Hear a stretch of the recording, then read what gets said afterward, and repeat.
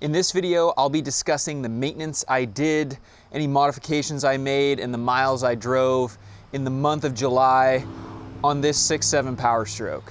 To start with maintenance on this truck, I did a tire rotation on July 8th. I did a tire rotation, changed the oil and filter, greased the front end, and then changed all 3 fuel filters on July 19th.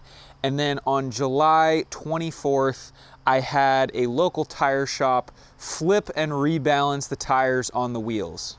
These Michelin Defenders that you see here have about 60,000 miles on them. And for my alignment, I'm running a little bit more aggressive toe than what Ford might recommend. It's still within the Ford spec, but I have them towed in the front a little bit. And so I noticed the tire was wearing faster on what had been the outside tread than on the inside, given the toe that I was running, just to have the truck steer better and be a little bit more stable. I had a local tire shop actually take the tires on the wheel and flip them so that the outside edge was moved to the inside. They're bi-directional tires, so you can't do this kind of procedure with every tire, but I had about 6 30-seconds of tread left on what had been the outside, and then the inside had 8 30-seconds. So by flipping them, it will just let me to continue to get even tire wear. These tires started with 13 30-seconds of tread. I measured that 13 30-seconds off of my full-size spare that you see here. I haven't had to use this yet.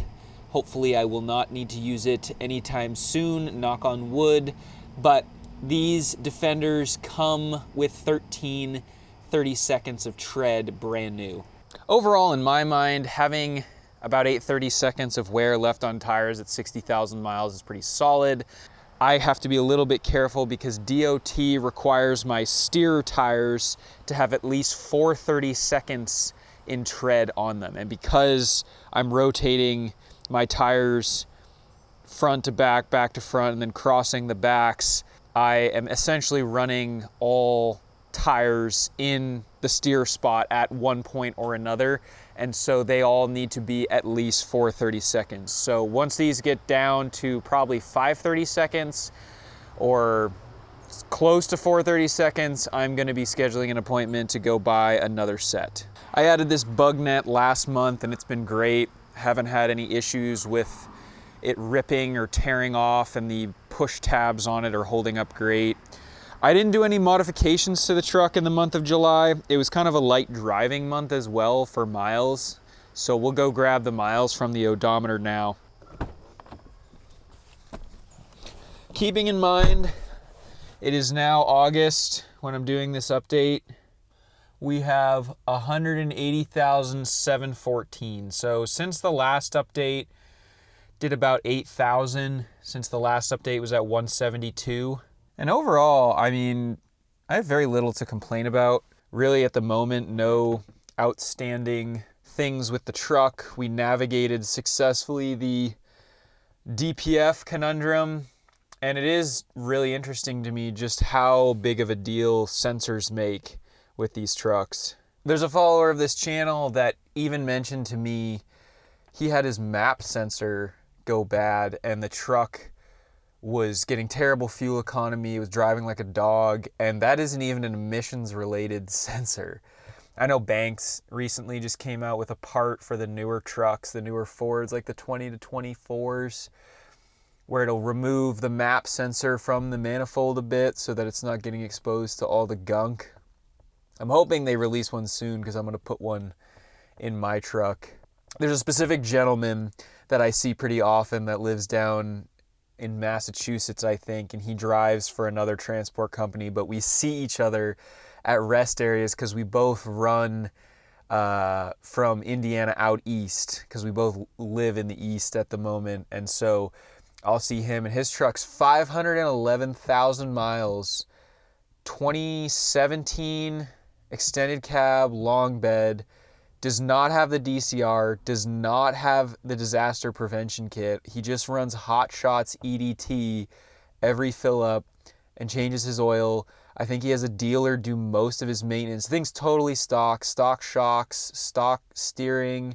He has stock 18-inch wheels with stock tires and just runs the thing, and it just goes. It still has the CP4. So DPF, EGR, like everything's there. So they'll go. I think my theory with these trucks is like, vehicles, especially diesels like this, are designed to run hard and hot. And yes, obviously if you don't have a DPF and an EGR, like that's better.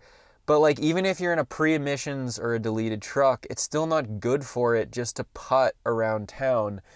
And so I really feel like if there was ever a day where I had a business where I knew I wasn't going to be driving a lot of highway, I would just buy a gas truck, because like, yeah, the diesel is fun, but it really isn't good for the engine to not be working, or at least being exposed to prolonged operating temperatures.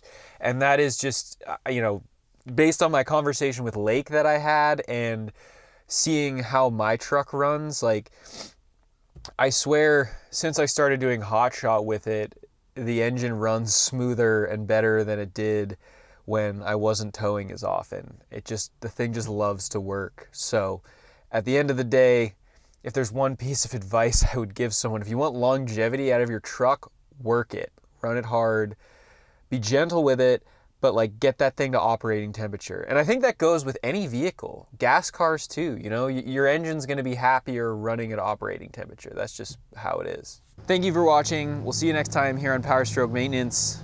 Cheers.